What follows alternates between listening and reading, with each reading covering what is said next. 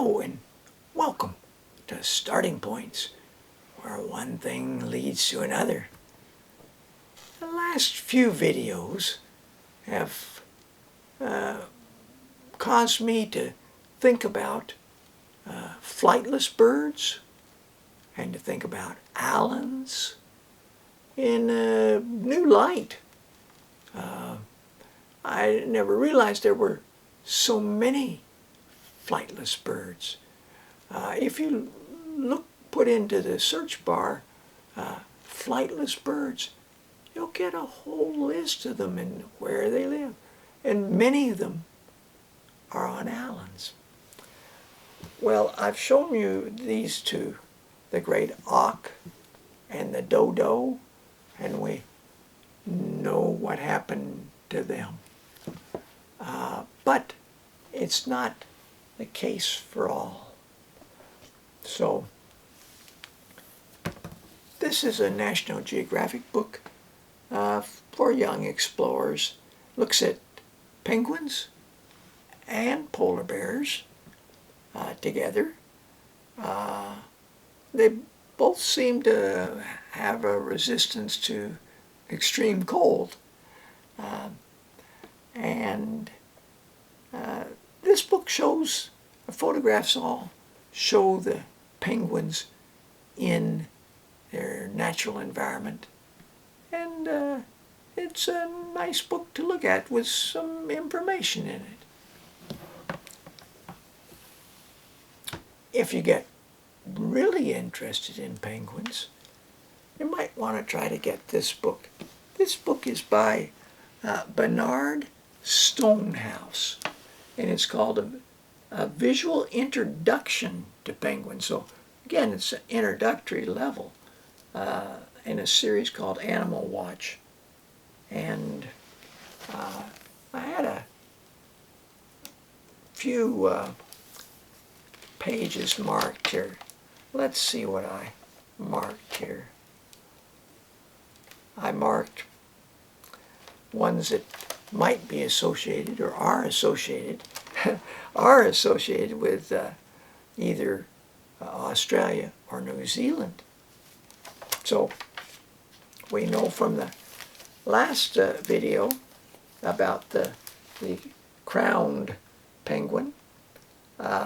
We see some photos, we see a map.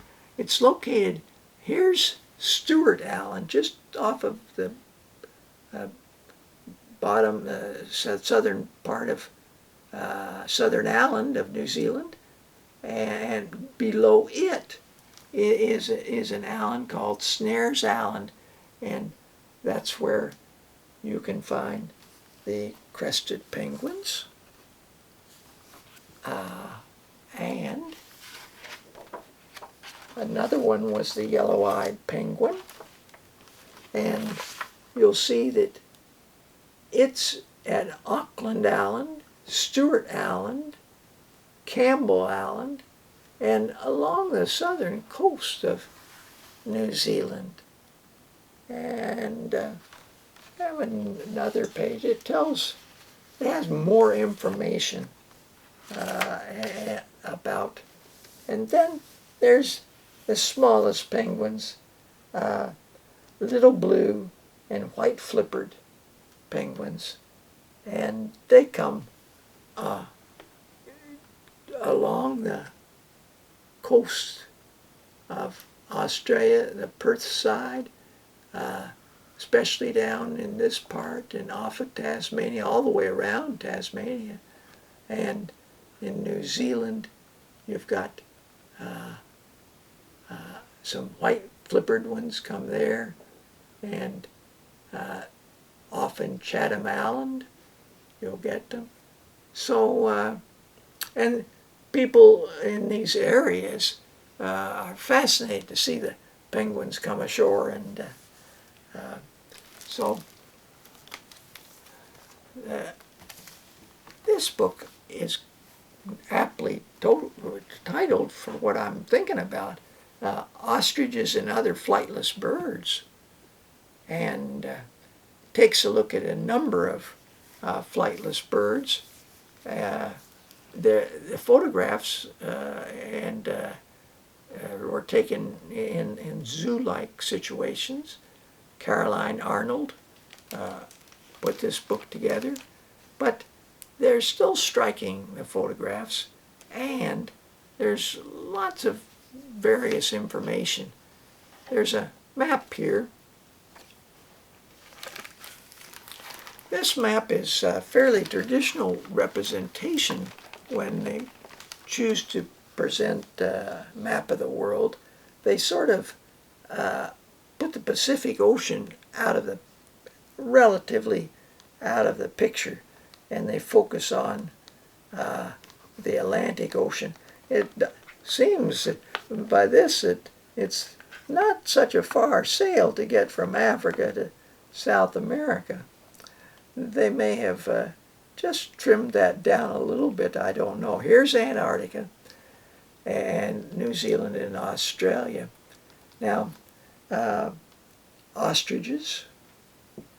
Well, let's see what New Zealand's got. Emus, of course.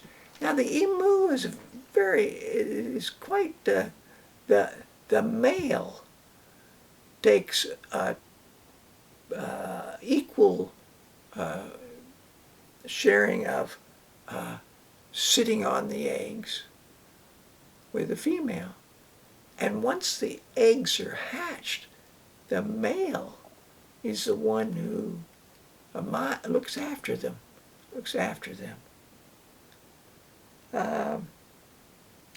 What else have we got here? Kiwis. They've got kiwis here in this book. Cassowaries. Northern Australia, northeast Australia, and up into the Papua New Guinea area. Rheas in South America. And so it's a good introductory book, and as I say, some striking photos, close up. This book is written by Layne, A-M-O-N, and Roadrunners and Other Cuckoos. She's chosen to look at European cuckoo and emerald cuckoo and other sort of unique birds, but spends the first part looking at our snake birds like the roadrunners. The roadrunner can fly. It's not a flightless bird, but it just prefers to stay on the ground. It feeds on the ground, and it can spot things more easily being on the ground, and it can run up to 15 miles per hour. Now these are very aerodynamic, the penguins, but they don't. They maybe cruise at 3 miles an hour in the water, of course. So there's more resistance there. And this is an interesting book. It's always nice to read about the sort of different maybe than the usual. This is A Wish for Wings That Work, and this is done by Berkeley Breathed. There's a real sense of humor. It's a Christmas story. A wish for wings that work. And this book by Michael Bernard is also a humorous story, and if you aren't much skilled at flying. You are, in a sense, a bit of a sitting duck. And I'm hoping to get to an Australian children's writer, my favorite Australian children's picture book writer, real soon. And there's a real lightness and a nice feeling about his books. And I hope to, next video, to have a look at island life. And to do that, I'm going to need some maps, and I hope to rectify a little bit about our perception of the oceans and the world. That's next time. So until then, thanks for joining, and bye for now.